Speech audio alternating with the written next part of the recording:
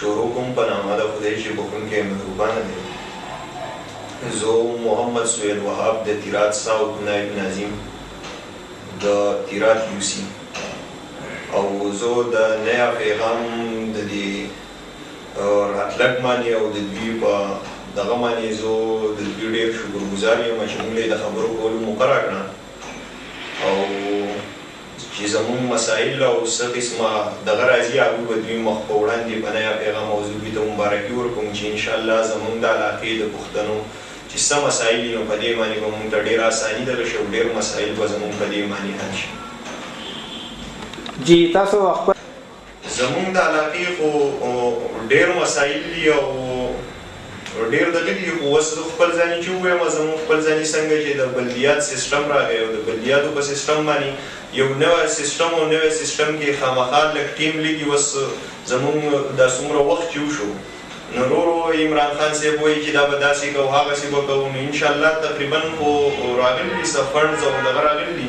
خو داسې ورال یو داسې کار دغه مونږ نه دی کړی خو انشاءالله چې زر تر زره دی چې مونږ به د قوم ډېر خدمت وکړو او چې خپل مناسب څه ده چې به څومره اوس دسو کېږي نو هغه مونږ د خیره سره کړلی او کوو به مونږ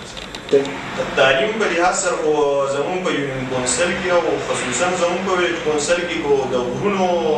کوم سکولونه فراهم دي سکولونه هغه مونږ وګورو نو په هغې کې اوس زموږ د تنګې بره تنګ ورته وایي هغې کې یو سکول دی نو هغه د ډېر وخت نه بند دی او څه وخت کې کوکولا هم استادان پرې په ډیوټۍ هم خو هغوی ډیوټۍ نه کوي او په هغې کې زیات داسې خلک وو چې زموږ دې کې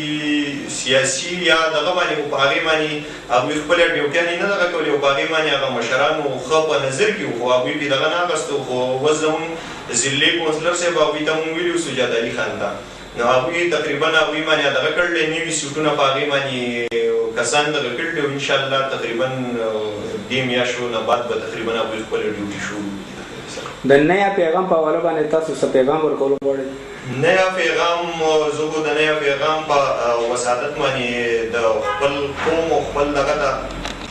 زه د نیا پیغام په وسادت باندې خپل ټول قوم خصوصا پښتن ته دا پیغام ورکوم چې خپل بچي چې دی موږ پښتانه د ډېرو مشکلاتو سره پرمختګ یو